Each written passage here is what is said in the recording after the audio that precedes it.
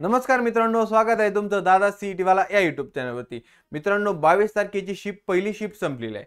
मुलांना माझ्या अंदाजे तर पेपर कसा गेलाय, तर पेपर माझ्या अंदाजे मुलांना इझी टू मॉडरेट गेलेला आहे।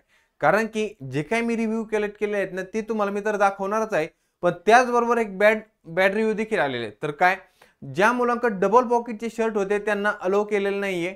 त्यानंतर आपल्याकडे जो पेन असेल तो ट्रान्सपरंट असलेला पाहिजे। आणि त्याचबरोबर आपण जर शूज घालून गेलेला आहे तर मुलांना शूज बाहेर काढायला लावलेले आहेत। तर आपल्याला काय करायचंय, आपल्याला फॉर्मल शर्ट वेअर करून द्यायचं। जे मुलं आता इथून पुढे नंतर पेपर देणार आहेत बाकी शिफ्टसाठी, त्या मुलांनी फॉर्मल शर्ट घालून द्यायचा आहे। स्लीपर असले तर स्लीपर घालून जा आणि पेन हा आपला स्टायलो पेंटिक या कंपनीचे वापरा, म्हणजे जे की ट्रान्सपरंट आहे। चला तर मित्रांनो, बघूया रिव्ह्यू कसे होते सब्जेक्ट वाईज।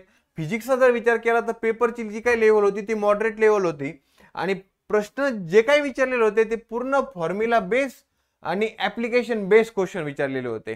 त्यानंतर कोणत्या चॅप्टरवर जास्त वेटेज दिलेलं होतं, तर रोटेशनल डायनामिक्स वर जास्त वेटेज दिलं होतं, कॅपॅसिटरवर जास्त वेटेज दिलं होतं आणि करंट इलेक्ट्रिसिटी याचबरोबर सेमी कंडक्टरवर देखील मॉडरेट क्वेश्चन विचारलेले होते। त्याचबरोबर जर आपण केमिस्ट्रीचा विचार केला तर पेपर पॅटर्न कसा होता, इझी टू मॉडरेट। आणि मी अगोदर पण मुलांना सांगितलं होतं की केमिस्ट्रीसाठी कशा प्रकारे तयारी करायची। Directly question ask from HSC text book.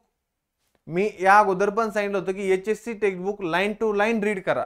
आणि त्याचबरोबर त्या कोणत्या चॅप्टर्सवर जास्त क्वेश्चन होते, redox reaction, IUPAC nomenclature, coordination compound या टाईपवर जास्त क्वेश्चन विचारले होते। मित्रांनो, या सर्व गोष्टी तुम्हाला लक्षात घ्यायच्यात।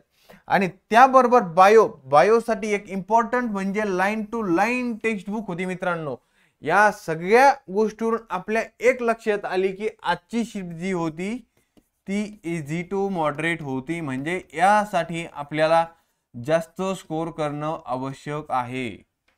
आणि यानंतरच्या शिफ्ट कशा असतील याचं सर्व प्रिडिक्शन मी दादा सीईटी वाला या यूट्यूब चॅनलवरती देणार आहोत। आणि कमेंट बॉक्समध्ये मला नक्की सांगा की तुम्हाला पेपर कसा गेला, म्हणजे बाकी जे काही आपले मित्र आहेत त्यांना सर्वांना फायदा होईल की कशा प्रकारे अभ्यास करायचा आहे। मला टेलिग्रामला मेसेज करा, पेपर झाल्यानंतर मला मेसेज करा की दादा असा असा पेपर गेला, यावरून आपण मार्क्स आणि पर्सेंटाइलचं प्रिडिक्शन लावू शकतो मित्रांनो।